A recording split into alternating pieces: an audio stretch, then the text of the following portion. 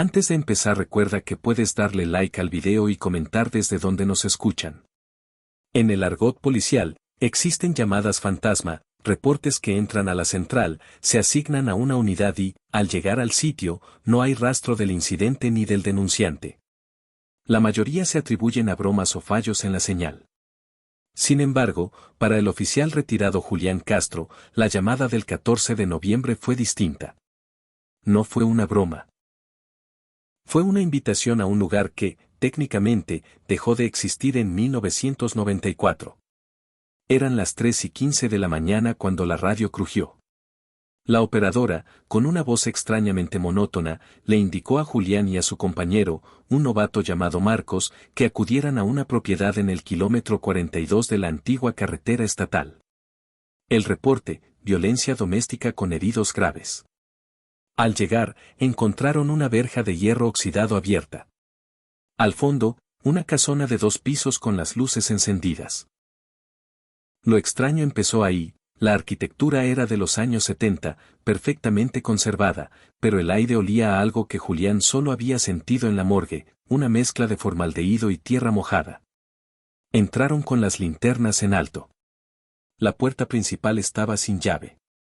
Al cruzar el umbral, el sonido de la radio de la patrulla afuera se cortó en seco, dejando un silencio tan denso que Julián podía escuchar los latidos del corazón de su compañero. La sala. Había una mesa servida para 4 personas. La comida humeaba, pero al acercarse, Julián notó que lo que parecía estofado eran en realidad vísceras negras cubiertas de moscas muertas.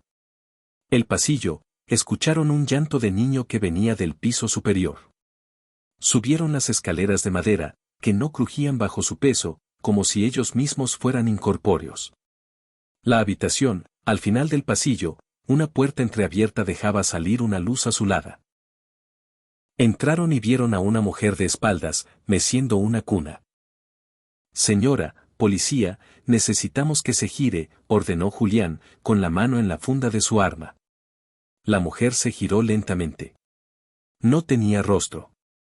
Donde debían estar los ojos y la boca, solo había costuras toscas hechas con alambre de espino.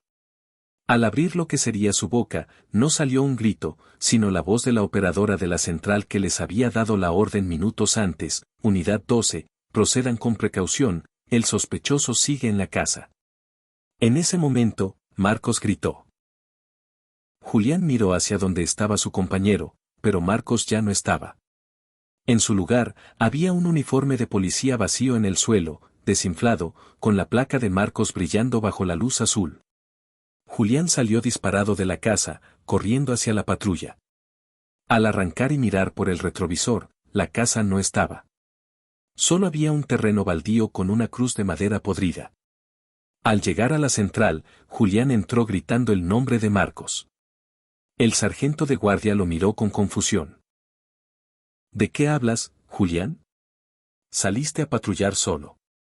«Marcos murió en un accidente en esa misma carretera hace 10 años», dijo el sargento. Julián, temblando, metió la mano en su bolsillo y sacó algo que había recogido del suelo de la casa sin darse cuenta: era la billetera de Marcos. Al abrirla, encontró la foto de la familia de su compañero. En la foto, detrás de Marcos, estaba la misma mujer de las costuras en la cara, sonriendo a la cámara. Pero lo más aterrador no fue la foto.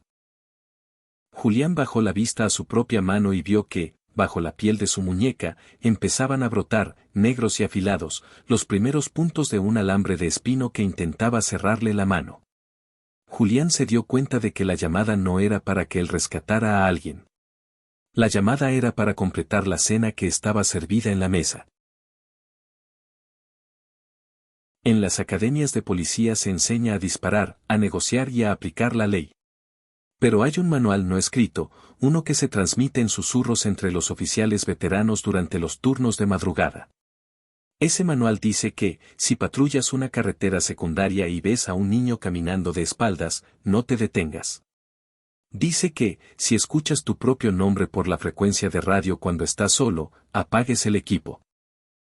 El oficial Esteban ignoró todas estas advertencias una noche de octubre, y lo que encontró no fue un crimen, sino una grieta en la realidad que lo perseguiría hasta el último de sus días. La noche era inusualmente espesa, una neblina de color ceniza cubría el pavimento de la Ruta 12, un tramo de asfalto rodeado de bosques de pinos que conectaba dos pueblos mineros casi abandonados. Esteban y su compañero, un hombre rudo llamado Vargas, recibieron un reporte de un vehículo accidentado en el barranco del kilómetro 55. Al llegar al sitio, no encontraron un auto, sino algo mucho más extraño, una bicicleta de niño, pintada de un rojo brillante que parecía brillar con luz propia en la oscuridad. Estaba de pie, perfectamente equilibrada en medio del carril, como si alguien acabara de bajarse de ella. Vargas, impaciente, bajó de la patrulla para moverla. En cuanto sus manos tocaron el metal frío de la bicicleta, la radio de la patrulla emitió un chillido ensordecedor. No era estática, era el sonido de cientos de voces gritando al unísono, pero a una velocidad tan lenta que las palabras se arrastraban como lodo. Vargas, deja eso. Vámonos, dijo Esteban, sintiendo un escalofrío que le recorría la columna. Vargas no respondió. Se quedó congelado, mirando hacia el bosque. Cuando finalmente se giró, su rostro estaba pálido. Esteban. ¿Por qué hay una patrulla idéntica a la nuestra estacionada detrás de nosotros? Esteban miró por el retrovisor. No había nada. Solo oscuridad. Pero cuando volvió a mirar a Vargas, su compañero ya no estaba a pie de carretera. Estaba sentado en el asiento del pasajero, a su lado, con el cinturón de seguridad puesto. Pero Vargas no se había movido de afuera, parecía haber sido teletransportado al interior del auto. ¿Cómo entraste tan rápido?, preguntó Esteban, con la voz temblorosa. El hombre que parecía ser Vargas no lo miró. Tenía los ojos fijos en el parabrisas. Arranca, Esteban. Si nos alcanzan, tendremos que ocupar su lugar. Esteban, dominado por el pánico, aceleró. Conducía a más de 120 kilómetros por hora, pero el cuentakilómetros de la patrulla marcaba 0. La carretera parecía un bucle infinito, pasaban por el mismo árbol quemado y la misma señal de tráfico una y otra vez. De repente, la luz de la cabina se encendió sola. En el asiento trasero, donde se transporta a los detenidos, empezó a materializarse una figura. No era una persona, sino una masa de sombras con la forma de un oficial de policía. Lo más aterrador era que llevaba el mismo uniforme de Esteban, incluso tenía su misma placa 4412. La entidad en el asiento trasero estiró una mano larga y huesuda, tocando el hombro de Esteban. El frío era tan intenso que el uniforme de Esteban comenzó a llenarse de escarcha. Gracias por el relevo, susurró la sombra con la voz exacta de la madre de Esteban, fallecida años atrás. En ese momento, la patrulla se apagó por completo. El silencio fue total. Esteban cerró los ojos y empezó a rezar, algo que no hacía desde la infancia. Cuando los abrió, estaba amaneciendo. Estaba solo en la patrulla, estacionado justo frente a la comisaría. Vargas no estaba. La bicicleta roja estaba en el asiento del pasajero. Esteban entró a la comisaría confundido, buscando desesperadamente a Vargas. Al ver al capitán, éste lo recibió con una mirada de lástima y horror. Esteban, ¿dónde has estado? Te hemos estado buscando por 3 días, dijo el capitán. Capitán, fue la Ruta 12. Vargas desapareció, hubo una bicicleta, balbuceó Esteban.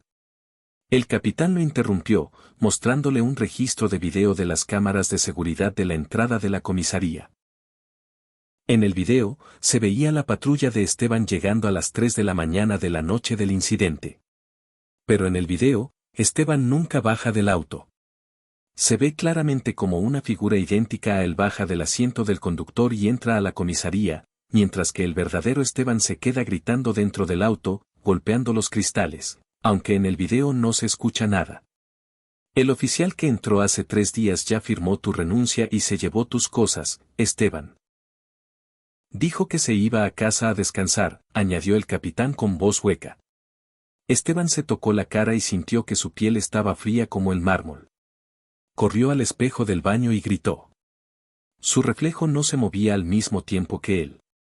Su reflejo se quedó quieto, sonriendo, y con un dedo en los labios le hizo una señal de silencio.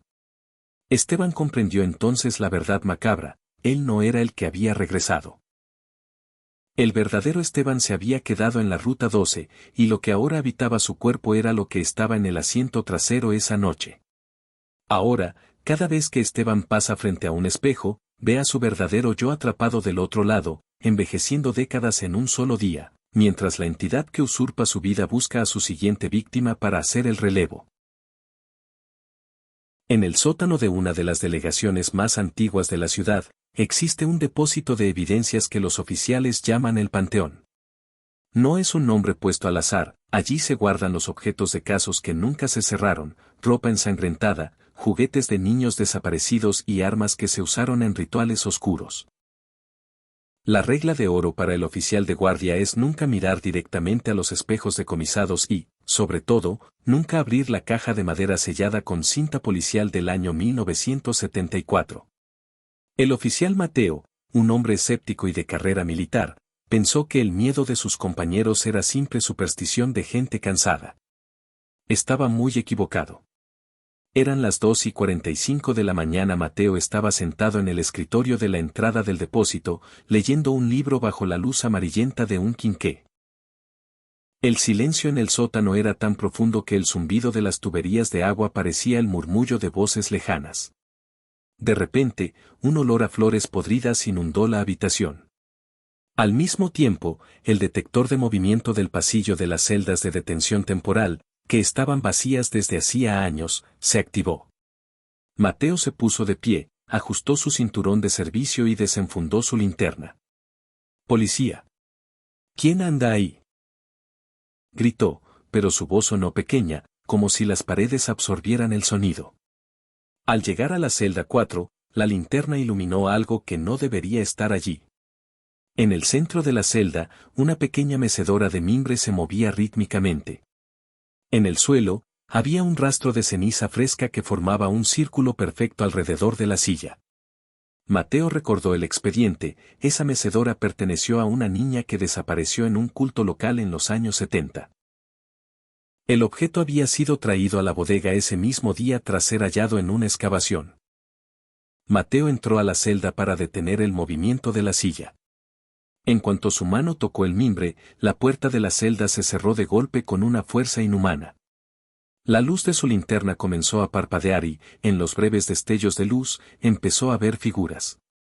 Primero, vio a un grupo de personas con túnicas negras rodeando la celda, pero no tenían pies, flotaban a unos centímetros del suelo.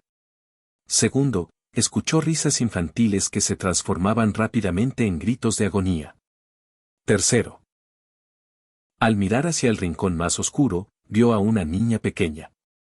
Llevaba un vestido blanco impecable, pero sus manos eran garras negras y largas que rascaban la pared de concreto.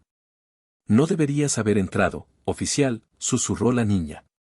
Su voz no venía del aire, sino de dentro de la cabeza de Mateo. El oficial intentó usar su radio, pero solo escuchaba una grabación de su propia voz diciendo cosas que él aún no había dicho: «Ayuda, me están cosiendo los ojos, por favor, ayúdenme». Preso del pánico, Mateo comenzó a golpear los barrotes. La niña se acercó lentamente, y con cada paso que daba, el color de las paredes de la celda cambiaba de gris a un rojo intenso, como si el cemento estuviera sudando sangre fresca. Cuando la niña estuvo frente a él, Mateo vio que sus ojos no tenían pupilas, eran dos agujeros infinitos que mostraban un cielo estrellado y vacío. De repente, todo se apagó. Mateo sintió un dolor punzante en la nuca y cayó al suelo. Mateo fue encontrado a las 6:12 de la noche por el turno entrante. Estaba acurrucado en posición fetal dentro de la celda 4, que seguía cerrada por fuera. Cuando lo sacaron, Mateo no hablaba, solo señalaba sus manos. Bajo sus uñas, tenía restos de pintura blanca y mimbre viejo. El sargento revisó la mecedora de la niña y palideció. La silla, que el día anterior estaba rota y astillada, ahora lucía completamente nueva, barnizada y brillante, como si se hubiera alimentado de algo para reconstruirse. Mateo fue jubilado por incapacidad psicológica, pero lo peor ocurrió una semana después. Su esposa llamó a la estación, aterrorizada. Dijo que Mateo pasaba las noches sentado en el suelo de su habitación, moviéndose hacia adelante y hacia atrás, imitando el movimiento de una mecedora. Pero lo que realmente te dejará sin aliento es esto: cuando los compañeros de Mateo fueron a su casa para ayudar, revisaron las cámaras de seguridad que Mateo había instalado por paranoia. En los videos, se ve a Mateo durmiendo en su cama, pero debajo de la cama, un par de manos pequeñas con garras negras lo sujetan por los tobillos durante toda la noche. Y en el video de la noche anterior, Mateo se levanta sonámbulo, mira directamente a la cámara y dice con la voz de la niña: «Él ya no está aquí. Yo solo estoy usando su uniforme para poder salir de la delegación». Desde ese día, nadie sabe quién es realmente el hombre que vive en la casa de Mateo, y varios oficiales han reportado ver a un hombre con el uniforme de Mateo caminando por el depósito de evidencias a las 3 de la mañana, intentando abrir la puerta principal desde adentro. En el argot policial de algunas ciudades, un código 9 es una clave interna que no aparece en los reglamentos. Significa anomalía sin explicación, retirada inmediata. Esta historia le sucedió al oficial inspector Hugo Vaca y a su unidad de fuerzas especiales durante una operación de búsqueda en una zona que había sido evacuada 10 años atrás debido a una fuga de gas tóxico. La colonia, conocida como El Olvido, estaba rodeada por muros de concreto y vigilancia militar, pero los traficantes la usaban como escondite. Hugo entró buscando criminales, pero terminó descubriendo por qué el gobierno prefirió levantar muros en lugar de limpiar el lugar. La unidad de Hugo, compuesta por 4 oficiales fuertemente armados, ingresó a la colonia a las 11:45 de la noche. El silencio no era el de un lugar abandonado. Era un silencio artificial, como si estuvieran dentro de una cámara de vacío. Sus radios empezaron a emitir un sonido similar a una respiración pesada, rítmica, que se sincronizaba con los pasos de los oficiales. Al llegar a la calle principal, Hugo notó algo que le heló la sangre. A pesar de llevar 10 años deshabitada, las casas tenían las ventanas limpias y las cortinas puestas. En una de las ventanas del segundo piso de una casa color ocre, vio a una mujer saludando con la mano. No era un espectro traslúcido, se veía sólida, real, pero sus movimientos eran espasmódicos, como los de una película grabada a pocos cuadros por segundo. Ignoren eso. Concentrados en el objetivo, ordenó Hugo, aunque su mano temblaba sobre su fusil. Entraron a la casa donde supuestamente se escondía el sospechoso. Al cruzar la puerta, la arquitectura cambió. El pasillo, que por fuera medía 5 metros, por dentro parecía extenderse hasta el infinito. Las paredes no eran de concreto, sino de una sustancia que recordaba a la piel humana, tibia al tacto y con venas que pulsaban débilmente. Uno de sus hombres, el oficial Salazar, entró a la cocina. Un grito ahogado cortó el aire. Cuando Hugo y los demás llegaron, Salazar estaba de pie frente a una mesa. Sobre ella, había un pastel de cumpleaños con velas encendidas. El humo de las velas no subía, sino que caía hacia el suelo como si fuera líquido. «Capitán, estas son mis fotos», susurró Salazar. Hugo miró la mesa. Había portarretratos con fotos de la infancia de Salazar, pero en todas ellas, las caras de sus padres habían sido borradas con lo que parecía ser ceniza. Lo más aterrador fue que, en la foto más reciente, aparecía el propio Salazar muerto en ese mismo instante, con el uniforme de policía y un disparo en la frente. «Salgan de aquí ahora», gritó Hugo. Mientras corrían hacia la salida, la colonia despertó. Las farolas de la calle se encendieron, emitiendo una luz morada que revelaba a cientos de personas paradas en las aceras. Todos vestían ropas de hace 10 años. Todos estaban de espaldas. Hugo y su equipo intentaron llegar a la patrulla, pero las calles se reorganizaban solas.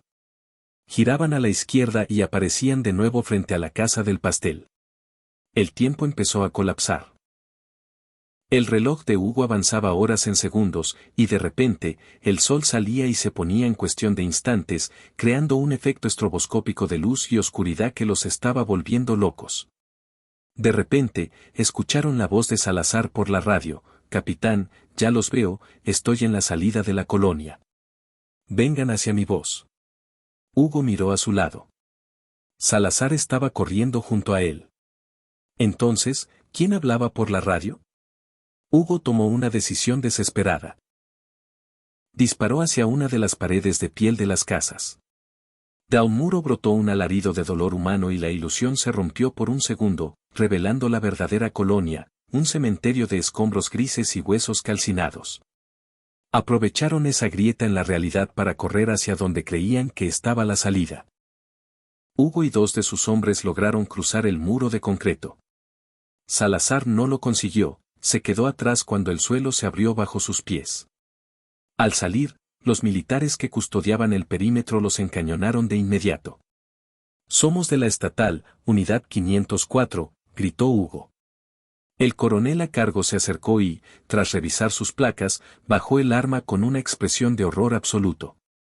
«Oficial, la unidad 504 entró a esa zona hace 6 meses.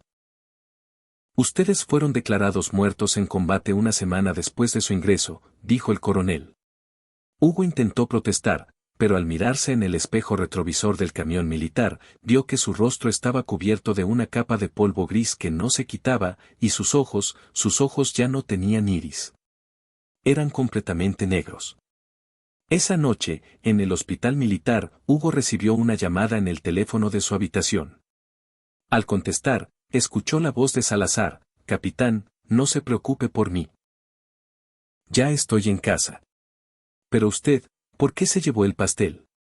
Hugo miró hacia la mesa de noche.